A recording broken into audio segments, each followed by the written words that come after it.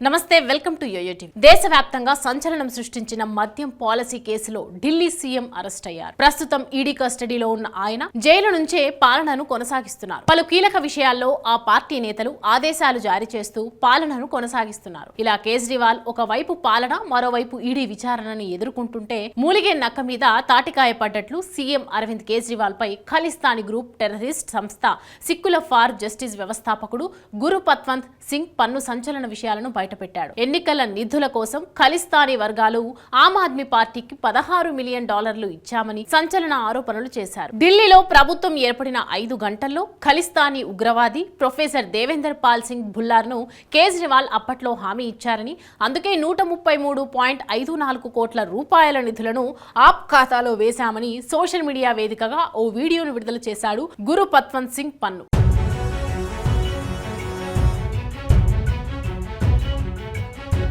2014-2022 మధ్య దేవేందర్ పాల్ సింగ్ ను విడుదల చేయాలనే ప్రతిపాదనతో ఈ డీల్ జరిగిందని బయటపెట్టడం ఆప్ పార్టీని మరింత చిక్కుల్లోకి నెట్టేసింది. 1993 ఢిల్లీ బాంబు బ్లాస్ట్ లో దేవేందర్ పాల్ సింగ్ భుల్లార్ కీలక పాత్ర పోషించాడు. పేలుడు ఘటనలో 9 మంది చనిపోయారు. ఈ కేసులో ఖలిస్తానీ టెర్రరిస్ట్ దేవేందర్ పాల్ సింగ్ భుల్లార్ కు కోర్టు మరణశిక్ష విధించింది. ఆపై ఆయన మరణశిక్షను యావజ్జీవ ఖైదుగా మార్చింది. దేవేందర్ పాల్ సింగ్ భుల్లార్ 20 ఏళ్లుగా జైల్లో ఉన్నాడు. 2014లో న్యూయార్క్ లోని గురుద్వారా రిచ్మండ్ హిల్స్ లో కేజ్రీవాల్ ఖలిస్తాన్ గ్రూపుల మధ్య ఈ రహస్య సమావేశం జరిగిందని, ఈ సమావేశంలోనే నిధులపై ప్రతిపాదన జరిగిందని పన్ను వెల్లడించాడు. ఇక భుల్లార్ ను విడుదల చేసేందుకు కేజ్రీవాల్ హామీ ఇచ్చాడని చెప్పాడు. ఈ మేరకే అరవింద్ కేజ్రీవాల్ ఆర్థిక సహాయం కోరినట్లుగా వివరించాడు. ఆ తర్వాత జరిగిన కొన్ని సంఘటనలలో పంజాబ్ లో ఖలిస్తానీకి అనుకూలంగా మాట్లాడే వారిపై పంజాబ్ ముఖ్యమంత్రి ఆప్ నాయకుడు భగవత్ దౌర్జన్యానికి పన్ను ఆరోపించాడు. ఇక జైలులో ఉన్న ఖలిస్తానీ ఖైదీలు కేజ్రీవాల్ కు తగిన విధంగా బుద్ధి చెబుతారని కూడా హెచ్చరించాడు పన్ను.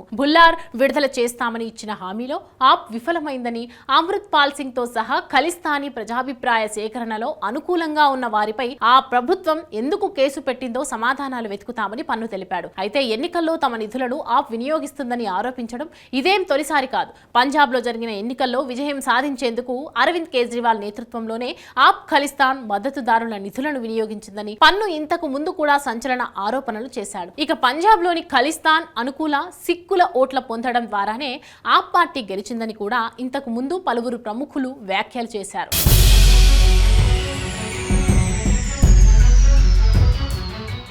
అమెరికా, కెనడా, యూకే, ఆస్ట్రేలియాకు చెందిన ఖలిస్తానీ అనుకూల సిక్కుల నుంచి ఆప్కు భారీగా నిధులు లభించాయనేది బహిరంగ రహస్యమని గురు పత్వంత్ సింగ్ పన్ను గతంలో కూడా వెల్లడించాడు. ఇలా ఆప్ పార్టీకి ఖలిస్తానీ గ్రూపుల నుంచి నిధులు అందుతున్నాయని పలుమార్లు పన్ను ఆరోపించారు. కానీ ఎవ్వరూ అంత సీరియస్ తీసుకోలేదు.